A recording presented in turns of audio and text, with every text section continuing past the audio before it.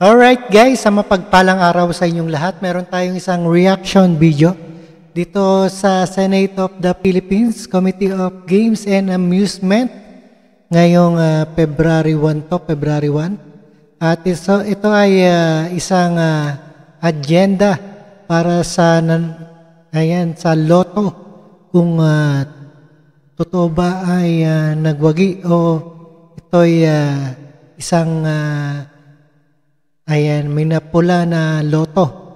At panoorin po natin kay Senator Rapi Tulfo ang right now. Alright. Panoorin po natin guys. Noong last hearing, I talked to the BIR and the PCSO. Alright. Na yung BIR will submit to us yung taxes paid records ng mga taxes that were paid by the lotto winners. Samples from September, October, November. Ang mangyari po, pagbabanggain natin, ilang games ang tinamaan, for example, sa buwan ng September, at ilang taong tumama, at magkanong binayad na tax o taxes. At ibabangga po natin yan sa record ng PCSO. Andito ba ang BIR? BIR, do we Mr. have Chair. those documents, records? Mr. Chair, we have a summary report po. Kasi po of total taxes paid and kung ilan pong mga kung ilan pong winners ang may tin and walang tin po. Sandali lang. Nasaan po si Chairman? General Manager? No, si General Manager ng PCSO? Good morning, Mr. Chair. Yesterday, GM Robles sent a letter that he cannot attend today. However, I have with me the documents required. Just the presence muna. Tatanungin ko, ba't wala po siya rito? Wala po. Bakit po? Based on his letter to you, Mr. Chair, yesterday, he said that he has other commitments today. And what is that commitment? Actually, Mr. Chair has several meetings with local government officials. LGUs, are those more important than the hearing? Do you think? Today? No, Your Honor, except that he sent the officials who are capable to answer the questions, Mr. Chair. I'll get back to you later. So, Attorney Tibayan of the BIR, so you have those records, Attorney? And what are those records? Ano pong sinasabi doon? Ano pong nakapaloob sa mga record na yan? Yan po ba ay pwede natin ibangga doon sa record ng PCSO? And PCSO, do you have the counterpart records of what the BIR has? Okay. Yes, Mr. Chair. Can we see that? Mr. Chair, what we have is from July 2023, actually until September po, 2020. July, August, September, 3 months. Sa loob ng 3 buwan pong yun, ilan pong laro ang tinamaan?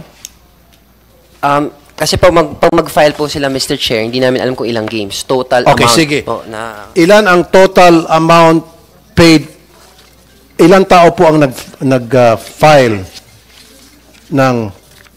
para magbayad ng 20% tax sa kanilang tinamaan na laro? Total po na nag-file, total taxpayers po or winners involved po ay 8,192. 8,000 winners? 8,192 po for those period po. 8,192 July, winners. August, September po. Okay. July, August, ang dami palang tumatama. Ito po yung yung return period po is filed sa amin ng July, August, and September. So sa loob ng 3 months, 8,192. 8,192 po Hindi, total. ang gusto ko lang is yung malalaking games. Huwag na yung mga tres. Hindi po namin, sir, kasi pag sa form po, isang form po, tapos yung total na panalo, naka-lump sum, Teka muna. Ano ba yung mga binabayaran lang na kailangan magbayad ng tax sa mga games? Ano mga games ito? Basta po yung beyond wait lang po, check ko lang po. Ang interesado lang po kasi sana kami dito, yung 642, 645, 649, 655, and 650, is that 58? Yung 5 lang. Basta po yung beyond 10,000 po na winnings, lahat po yan kasama po sa return nila sa fina-file po sa amin. Kasi po yung 10,000 and below, exempt po from final tax on winnings. Kaya nga, pero pwede bang yung kukunin ko na lang yung mga games na nabanggit ko? Hindi po kasi siya nakadeclare sa return yung games po. Basta po, for the whole month po, ang mangyayari, lahat ng panalo, i-add po nila yan, tapos i-file po sa amin ng isang base amount. Teka muna, magulo. Hindi.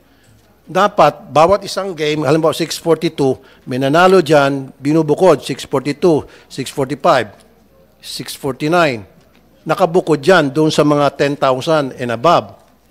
Yung sa mga sweat dress ba yun? Ang tawag yung mga ibang games? Pag ganun po, meron kaming parang alpha list na sinasubmit po sila. So, okay, so you have that alpha list? Yung nabanggit ko lang ng mga games, sige doon po, ako interested. Kasi access ko lang po. doon may suspetsya ng pandaraya eh. opo, medyo po, ilalay, nasa USB po kasi, i-access ko po sa laptop po para, Okay. ano ko po. Attorney Pagano, Yes, Mr. Chair. meron po kayong records ng mga nanalo Yes. ng mga games na tinanong ko kanina? Yes, Mr. Chair. Ilan po? Actually, Mr. Chair, we received a subpoena duces tecum yesterday. The first requirement is the name of lotto winners and the games they won from July 1 to January 30, 2024. Regarding the names of the lotto winners, Mr. Chair, and the games they won, it is in a sealed envelope, and I will turn over to the committee, Mr. Chair, because this involves already the data of the winners. Very good. Yes. Okay. As to number 2, the records of tax payment, as BIR stated, we are submitting, Your Honor, the alpha list. We have July, in compliance with the subpoena, Mr. Chair, we have the payments for July, August, September, October, November, December 2023. As for January 30, 2024, Mr. Chair, we still do not have that because we're And I still understand. filing. So, Yes. doon muna siguro sa July, August, and September. Meron po kayong Yeah. kopya noon. Yes, we have the date. Actually, Mr. Chair, it's called the alpha list, Okay. as mentioned by the BIR. So we have all of that here, Mr. Chair. We are submitting that also in compliance with the subpoena. So, BIR, yung alpha list ng PCSO in reference to the month of July, August, September ng winners at dun sa mga nabanggit ko mga games, yun ang pagbabanggain natin. Kalimutan mo na yung mga 10,000, 15,000, 20,000 winners. July. Doon lang po sa mga jackpot para mas mapabilis pa rin tayo. Okay ba sa iyo yun? And I need those records. Kung hindi ka pa ready ngayon, sa susunod na hearing so next week, I need that. Yes, Mr. Chair. Para I think yung binabanggit po niyang alpha list, yun din po yung sinasubmit niya sa amin. So it's the same document po. Pero pwede ba natin hiwalay na yung mga maliliit na games na tinamaan? Gusto ko doon lang sa particular na 5 laro. Sige po, check po namin Kasi yung for the doon report. pong may suspetsya na dayaan eh. Doon sa mga sweat trash, yung mga 10,000, 20,000, hindi yun eh. Hindi yun sinususpetsya na may pandaray. Siguro meron, pero mas interesado sila doon sa malalaking laro. Can we have those records? Okay po, Mr. Chair. Can you produce that siguro by next week? Okay, sige po, Chair. Check po namin. For now, we will get those records. Okay, submit to the committee para ma-review na namin. Mr. Chair, also inside the sealed envelope would be the jackpot winners as requested last hearing, Mr. Chair. The names are here, as well as the amounts. Okay. Yes. Don't worry, we will protect those names. Hindi namin, Thank we will treat it as confidential. Thank you, Mr. Chair. Naintindihan namin yan.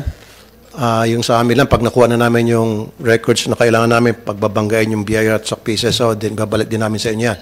Of course. Okay, so BIR next week, Pwede na? Meron na tayo yan? Sir, pwede rin kami makingi ng ano nila. Actually, we sent a Okay, sige. request Bibigyan namin kayo ng kopya, yung Yes binigay po, ng opo. BIR. Tapos, pwede po kaming gumawa ng report kung tama po yung information. Exactly. Thank you. Sige po. Now we're talking. Sige, titingnan nyo kung tama ba o tumutugma ba. Pag hindi tumutugma, agad-agad sabihin nyo sa akin. Okay? Thank you very much. Now, second topic. Root access. Sino ba yung kausap po dati sa root access? Sa hindi pa nakakaalam, ang root access, ito po ay isang privilege control over the entire system. Parang master key po ito. Ang sino man may hawak niyan, pwede siya makapasok, labas ng the whole system. Pwede siya mag-edit, pwede po siyang mag-delete. He or she can do everything and anything. Ganun po katindi itong root access na ito. Kaya nga nung last time, nandito yung mga taga-PCSO, isang tinanong ko, kung walang proper safeguards, pwede bang mamanipula ang buong computer system? And the answer was yes. Now, ang pinagtaka ko lang, bakit yung may root access ay si GM at AGM? Dapat magkaroon ng check and balance. Tanggalin natin yung isang root access sa AGM. Ibigay natin kay Chairman Kua. Kasi GM, AGM, magkapareho lang yan. Isang tao lang yan, isang ilong. Isang kamatis, sabi pa nga nila. So from now on, Attorney Pagano, gusto ko si Chairman Juni Kua bilang chairman, dapat siya ang isa sa mga root access. Nakaka-insulto naman, chairman siya, hindi siya binigyan ng root access. Ang binigyan yung Alipores, yung AGM. So, sa next hearing, gusto ko meron siyang access. Is that okay by you, Chairman Kua? Isa ka sa dalawa kayo ni GM magkaroon ng root access? Well, Mr. Chairman, I think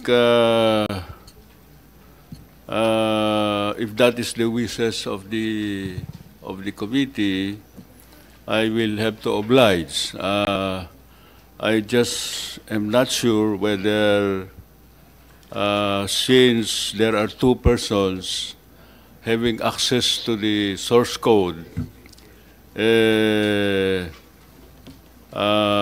magiging very safe. Siyempre, yung hawak ko, I have control of it. Yung hawak na ibang tao, wala akong control. So, hindi ko lang malaman kung safe ba yun. Na dalawang tao may hawak ng root access. Opo. Para sa'yo, dapat isa lang. I really don't know kung sino po talaga ang mas maganda na may hawak nito na hindi talaga basta-basta ma-access, no?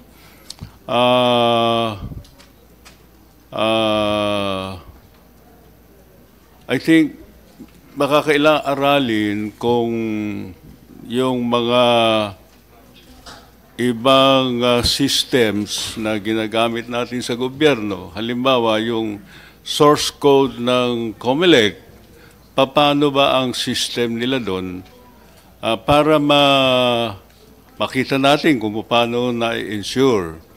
Gaya po ng nasabi ko, I am not shying away from this responsibility. But gusto ko lang po na ma-express din yung aking concern na yung possibility kasi dalawang may access eh. Okay, that's why we have to consult na IT expert kung meron tayo rito ngayon or later kung pwede tayong humingi ng opinion from the DICT. Kasi kung dalawa po, may check and balance. Hindi po, kasi kung isa lang, pwede hong gumawa ng kabalastugan tong isa. Opo. Diba? Aha. Now, kung merong isa pa, makikita nitong isa, yung pangalawa, na, uy, pumasok ka sa system, uy, gumawa ka ng pagdidelete, gumawa ka ng pag-edit, meron kang dinagdag, malalaman. Opo. Sa ngayon kasi, Mr. Kua, ang merong access ay si GM at saka AGM. Itong dalawa, magkaisang ilong lang. Opo. At alam ko, pag nilagay kita dyan, may sarili kang mundo, sorry hindi ka kasama sa core group, and I know that for a fact. So, magkakaroon ng check and balance. Pero kung ang sinasabi mo, mas maganda kung isa lang ang may root access. Ang ibig ko mong sabihin is, kung kaya bang pakialaman ng isang tao lamang yung system. Kasi kung kami ay pareho ng hawak at pareho naming pwedeng itamper, there was a suggestion to look at the possibility of using the legacy fixed terminal equipment of the PGMC. Yeah, Okay. that's called 3D. And previously, STL is prohibited to play 3D because that is a lotto game. Ngayon? But now, they are now allowed. Kailan pa po ito? This administration, Your Honor. Okay. That's why, wala nang naiwan sa amin, Mr. Honor. So, Attorney Pagano, bakit pinayagan na mapunta sa STL yung 3-digit game na dapat hindi? Ito pala ang isa pang kumakain sa kinikita ng mga lotto agents. This was approved by the Office of the President, Mr. Chair. Come on. Yes. Come on. Yes. Come on. Yes. Do you think I'm stupid? Yes. Siyempre, kayo po ang nagpipid niyan. Whatever you feed to the Office of the President might say, yes. Kayo po dyan sa mga Board of Directors ang gumagawa ng polisiya. Don't tell me sa Presidente BBM ang nagdeklara. Anong pakialam ni Presidente BBM sa mga polisiya sa Lotto? He's so busy with bigger problems that we have in our country. AGM. Not the three-digit game. Don't tell me na si President BBM ang may pakana na yung 3-digit game ilalaro na sa STL. No. Kayo po dyan, mga Board of Directors, ipinid nyo po sa Office of the President. Natural yung Office of the President, siguro through the ES, pipirma yan kasi sinubo nyo sa kanya eh. Sinabi nyo, nagkaroon kami ng board resolution, aprobado na itong 3-digit game ilalaro na sa STL, isinubo nyo sa Office ng President, nandiyan sa desk ni ES, pipirma niyan. Galing sa inyo, manggagaling sa inyo. Don't tell me na manggagaling kay Presidente mismo yung idea. Kaya nga sabi ko, I'm not stupid. Anyway, ang sa akin po, nakita ko aping-api talaga to mga lotto outlets natin. Gusto ko po yung napag-usapan, maibalik yung 2,000 na mga lotto operators. And then, yung iba pang mga pulisya na gagawin nyo po ngayon, they have to be consulted. Siguro, I would like Chairman Junico to be involved. Nandiyan naman yung office niya and he'll be more than willing to assist. Okay lang ba, Chairman Kua? Yes, certainly, Mr. Chairman. Yeah, kasi nakikita ko po, dehadong-dehado po sila for the longest time. Yes, Mr. Bana? Mr. Chair, to end my testimony here, the problems has been exposed already. So if I may suggest solutions to the terminated 2,000 Lotto agents and even the existing 6,500 Lotto agents. Number one, the long-term solution, as mentioned, is for PCSO to procure additional FLX machines. But Ano po, additional? additional FLX machines. The present one that they are deploying to 6,500 Lotto agents. So procure more, especially to be given to the 2,000. terminated to the 2,000. Yun nga po sinasabi ni Attorney Pagano na it might take 6 to 8 months, right? Okay. Okay sa inyo yun, 6 to 8 months. Basta we- may guarantee, Attorney Pagano, may guarantee na in 6 to 8 months, yung may bibigay yan doon sa mga 2,000 na nawalan. Attorney Pagano. Said 8 to 10. Sorry, 8 to 10 months. We, Okay sa yeah, inyo? Mr. Chair, we understand the legal procedures and requirements for the procurement. And as Ms. Imperial mentioned, 8 to 10 months, we are dead by that time. So the second suggestion that I make for the medium term is to use the machines of PGMC, which was the legacy, which was used here in Luzon. And to my understanding, it is I-reimburse na lang. Meron kasi validation process, pupunta sa PCSO, ipapakita, ipunin yung mga ticket na dapat na-cancel, and then reimburse nila. Tama? They were required to keep the tickets. Kasi Mr. Chair, kung may problema yung papel, then sisingilin namin yung supplier. Kung may problema yung equipment, sisingilin Pwede bang namin. mapakita kayo ng record para malaman nila na nagsasabi kayo ng totoo na the government were losing half a million a month? Yes, we have said? that.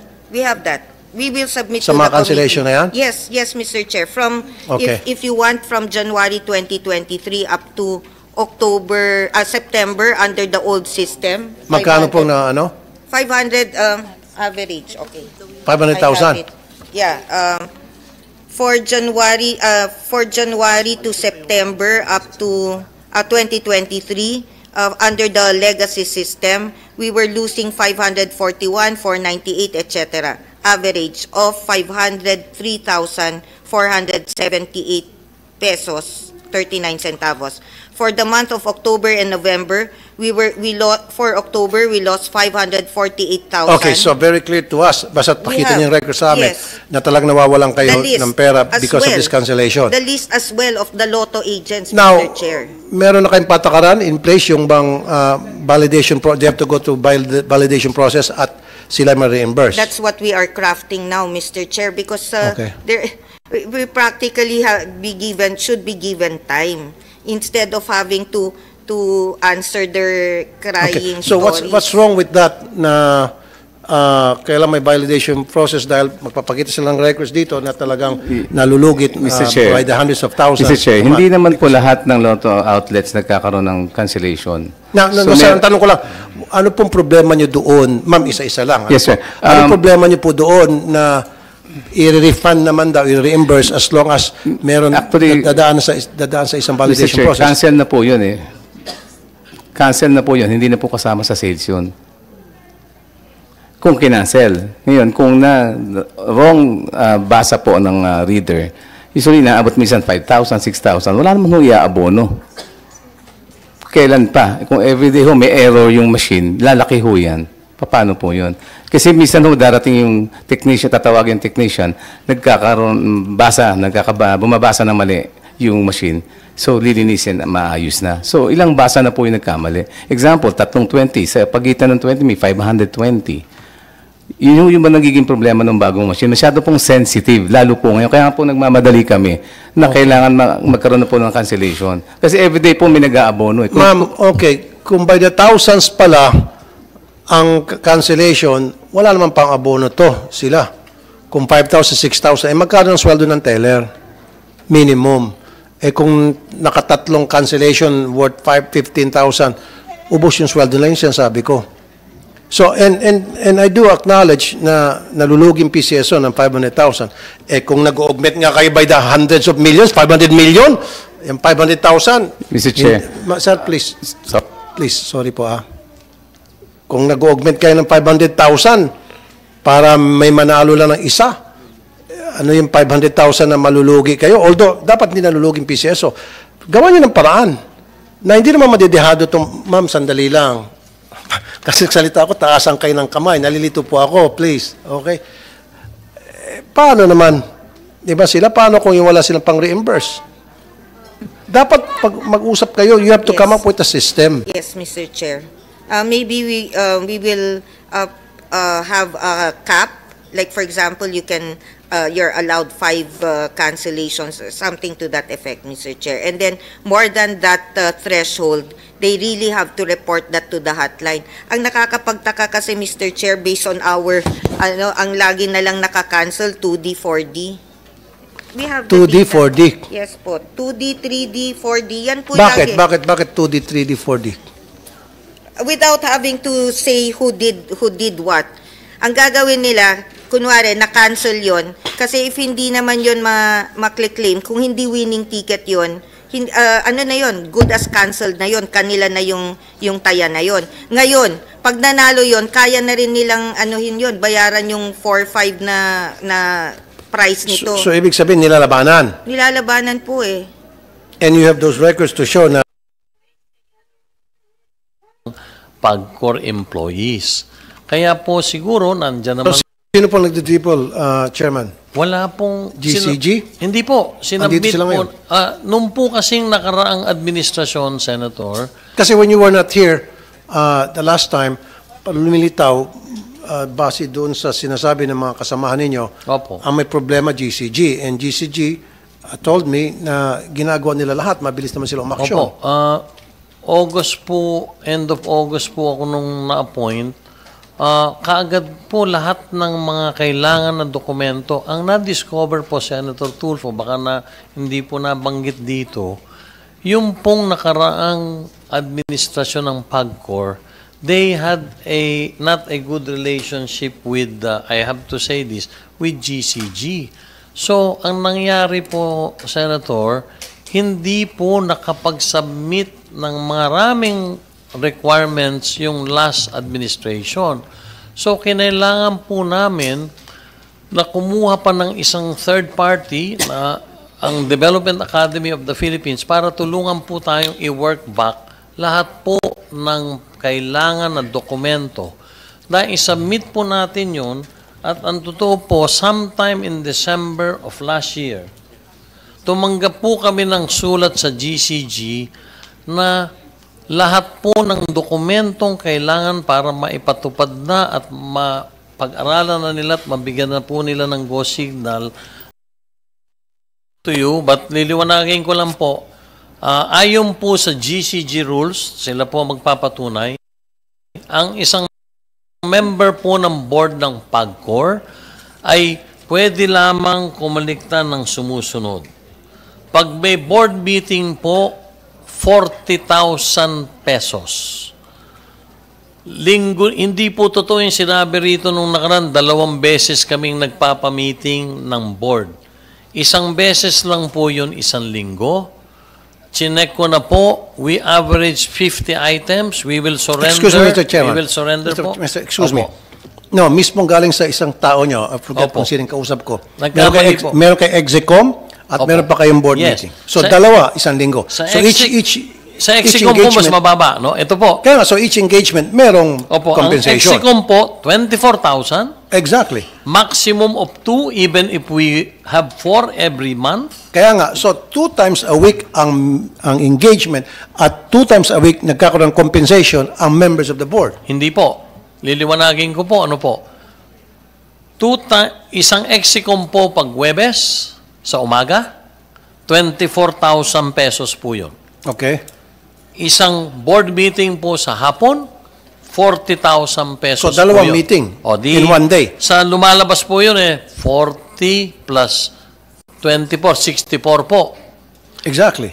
Maximum po na inano ng GCG sa amin, maski mag-meeting kami araw-araw, maski mag-excom kami araw-araw, times 2 lang po. Kaya 128,000 po lamang, maski ilang beses kayo mag-excom, maski ilang beses kayo mag-board meeting po, maximum po, 2 excom lang ang babayaran at 2 board meeting lang po ang So, maximum magkano po average? 128,000 pesos Okay, po. sige, nandun tayo. How about yung sa year-end bonus? Wala pa Performance rating na 1 million average. 900, sinabi sa akin ng GCG. po. 900 something 900? thousand.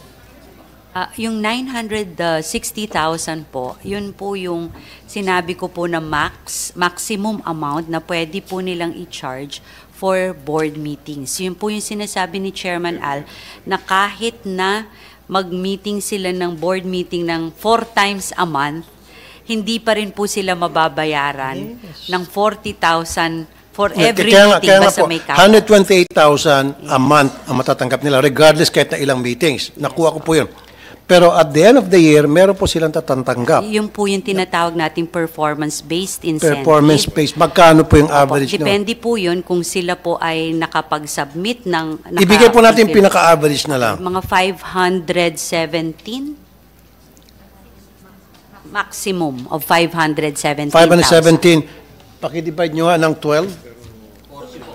40. 40 a month po. 40 a month. Kaya nga po, so ibig sabihin, 168,000 pero nag-average a month ang isang... Senator, gusto ko pong sabihin, hindi po kami Board of Directors. pwedeng magbayad sa aming mga sarili. Dapat po may approval yung sinasabing karagdagang 500,000, pakiliwanag mo lang commission. Alam ko po yun, Mr. Altenco. Opo. Dapat may approval ng GCG. Opo. Pero my point is, malaki po itong 168,000 compared doon sa 9,000 ang tinatanggap below minimum wage na araw-araw nagtatrabaho, nagpapakita sa casino, umulan man umaraw, na below minimum wage, samantalang ang mga members ng board na twice a week lang magpapakita at kumpleto pang buffet at masasarap na pagkain, and yet tumatanggap ng dambuhalang sweldo ko ikumpara sa sweldo nila. Yun po yung pinopoint out ko dito. Opo, salamat po. Pero gusto ko rin pong sabihin, hindi po kami tumanggap pa kahit piso nung sinasabi nilang 500,000. Patutunayan po ng GCG yun. Wala pa? Wala pa po sila this year. Yun pong entitlement sa PBI, yung performance-based incentive, ay nakabase po yun kung sila'y nag-comply sa requirements po ng GCG. Kasama po dyan yung attendance, yung performance evaluation scorecard ng buong GOCC, yung evaluation po ng chairman, peers, yung co-directors nila at saka ng mga subordinates. So meron po kaming guidelines dyan at sasabihin po ng GCG kung entitled po itong mga directors na ito to the PBI. Sa ngayon po, Attorney Martinez and Attorney Corpus, wala pang natatanggap na year-end performance rating ang any members of the board ng PAGCOR. Is that right? Wala pa. Sa kasalukuyan? Wala po. Wala po. Okay. Pero so presently, ang natatanggap lang naman nila is 128,000 average every month. Yes. Still, malaki pa rin po yan kung ibabangga po natin sa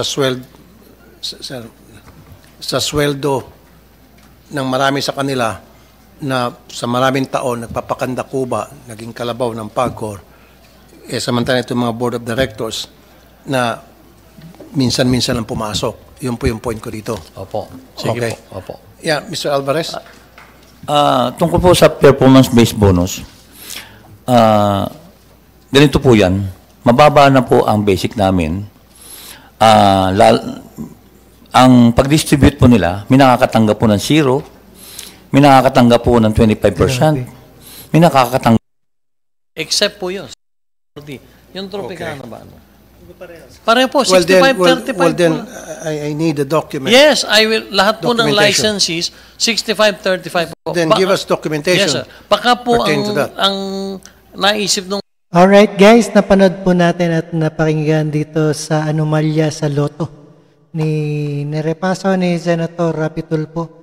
And sa Games and Amusement, Subcommittee on Represent number 253 and 466 join with Ways and Mean Presiding Senator Rapi Tulfo.